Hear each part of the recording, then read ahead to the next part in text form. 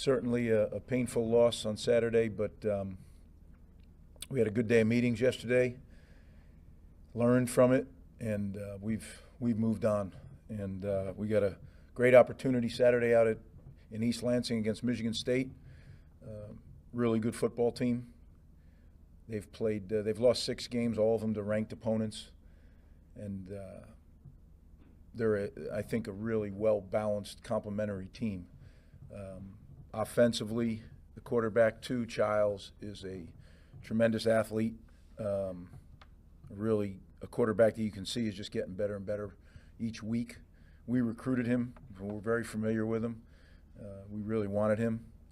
He ended up going to Oregon State, and now he's at Michigan State, but somebody that we really thought was an excellent player. Their running backs, both of them, Carter and Lynch Adams, who we know him very well. He was here when we first arrived. Then the receivers, 3, Foster, and then the true freshman, Marsh, 6. I mean, they're really good players. So have our hands full there. Offensive line is big. Bruising group, Big Ten group. D-line, you flip over the other side, very big, stout group, very good against the run. And then last week they got after the passer. Number 2, the rush, Bogle, can really be disruptive in his pass rush stuff. The 2 linebackers are really good players. Halliday, 27, he seems like he's been there forever.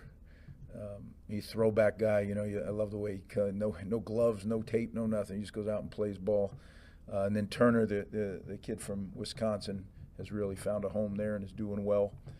The back end, they've had some injuries, but Coach Rossi, who we all know well, is in our tree, is an excellent football coach, and you can see that he's got him playing this defense really well. So, which is a testament to him in his first year to be able to get that done. So, and then in the kicking game, their kicker and punter are both,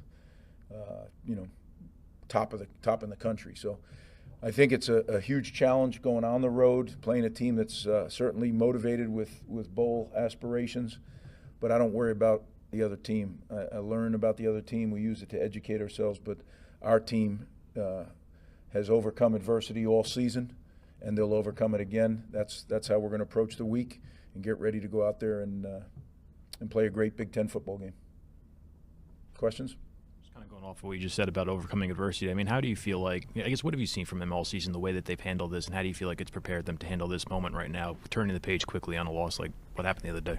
Yeah, I think that's what the chop is all about.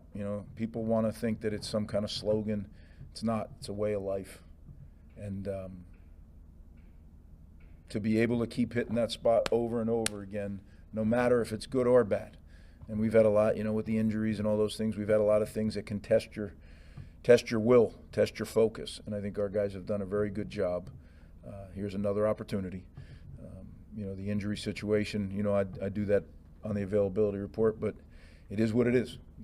Nothing you can do about it.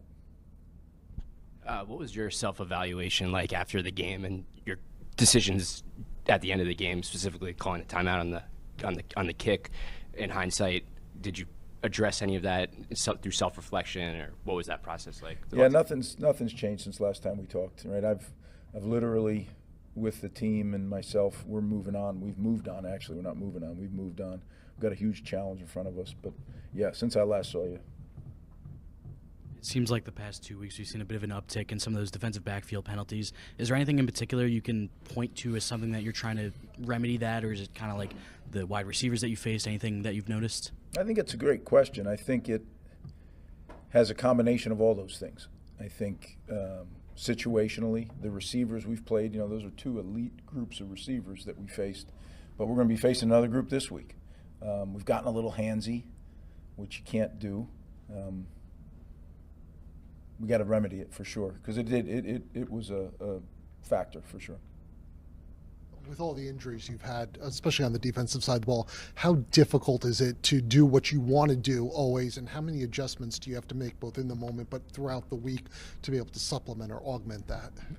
Yeah, it is difficult. I mean, I'm not going to sit here and tell you it's not, but that's why you're a coach. That's our job, is to figure it out. Coach Arasimiak, myself, the defensive staff, we have to figure it out. And as the game goes, sometimes you lose players in the game, and sometimes you lose a lot of players in the game. And when it's at the same position, that's a struggle. And you got to really think hard. Okay, how are we gonna do this? Now we plan all that in advance. We go through. We have depth charts, things how you're going to sub, but just because you have the names on the list doesn't mean that they are at the same preparation level that the guys that were 1 or 2 spots ahead of them. Otherwise, they would have been at that spot. But that's what team football's about. And when the guy gets his chance, we just do everything we can to make sure they're prepared to go do it. It's hard, yeah. As Kyle Monangai goes into his last regular season game, I guess, how do you kind of put his time here into perspective, and especially coming in as a pretty under-recruited player to where he is now, playing at the level he is now? I guess, what has he meant for this program over these last couple of years? Yeah, I'm going to save the big picture stuff for the end next week, but Kyle has just been a tremendous player for us over and over and over again. You talk about answering the bell, but that's what we all see. The fans see, you guys see. What people don't see is how he prepares each and every day in this building. And what a great example he is, not only to the running back room, but to our team. And, I'm excited that we get 2 more chances to do it together. This one, we're going to need him big time, right? We're going into a 3:30 kick. Right now, the temperature is going to be high of 27, right? It's always nice and no wind ever out there in East Lansing, right? It'll be Big Ten football at its best, and 2 teams that got a lot on the line. So I'm excited about it. With the way your offense is now operating at a high level, it seems, do you feel like you guys are playing the type of complementary football that you've expected from this program? At times we have, yeah. I think the offense is improving. To take off on the first part of your question, complementary football is really hard to play. I didn't think we did a great job in special teams this week. We have it other times this year. This week was not one of those. We have to be better in our special teams. And that is the bridge between the O and the D. And when that doesn't work, then complementary football, it's very hard to play complementary football. I thought our specialists did a good job. I didn't think our special teams did a good job, but that's something that we've dealt with and we've moved on, and we'll be better this week. Just touching on Kyle, I think that final drive that you guys had, he didn't have a single carry, which is unusual for the offense, but he had several key blocks, picking up in particular the blitzes. Can you just talk about him and his pass protection and what he brings? Yeah, he's a very good pass protector. Not only the physical act of pass protecting, but understanding the schemes, understanding the defenses, the blitzes, the coverages. He's a very, very, like I said, you don't get to see it, but the way he prepares is a great example for our whole team all the way through the event. Up, Friday nights at the hotel, Saturdays, during the game. He really is a professional in that way. We'll go Pat and Alec to finish. Eric Rogers looked like he was in a lot of pain at the end of the game. Is he okay? Do you foresee him playing this week? Or? Yeah, as you know, just injury or the availability report's what I go to. Eric's okay. So for the fans that are concerned, he's okay, but we'll get into the availability when it happens on Saturday. Final question. Like you mentioned, a guy like K'Ron Lynch-Adams, you only had him for 1 year, wasn't the starter in that 1 year. Did you kind of see that in him of being a potential Big Ten lead back in the 1 year? I did. Yeah, I was disappointed when he left. I liked the young man, and I also really liked the football player. And I can remember exactly where I was when he called me to tell me he was leaving. I was truly disappointed, and really tried to keep him. But he just, I got it. I understood why. He had this guy by the name of Pacheco in front of him, and he's a pretty good player too. But it's not like I've stayed in touch with him, but I have a little bit, and I really respect him. He's a hard-working kid. He's a really tough football player, and I love the way he played, and I love what he did. He was a team guy.